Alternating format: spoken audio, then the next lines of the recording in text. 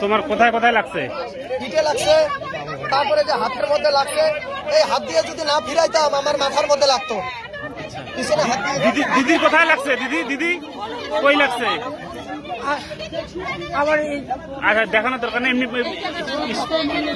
কাঁধের মধ্যে লাগছে, মাথায় লাগছে, আমার শাখা ভেঙে দিয়েছে, আমার ওড়না টাইনা ছিঁড়া দিয়েছে, ওড়না টাইনা ছিঁড়া ফেলাইছে।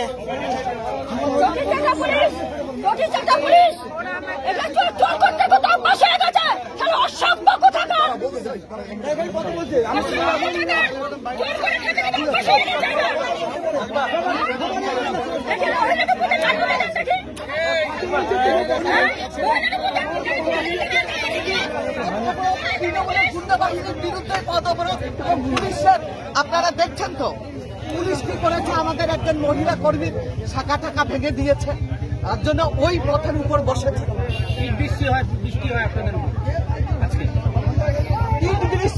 তৃণমূলের তো তাই অস্ত্র, তৃণমূলের পাশে জনগণ নেই, ইট আছে, বোমা আছে, পাথর আছে, আর বোম আছে, তারা তো তৃণমূলকে মারছে।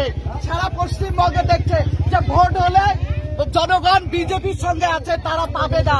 তাদের অস্ত্র হলো সন্ত্রাস, আতঙ্ক এবং বোমা, বন্দুক, ইট, এই তো তাদের অস্ত্র।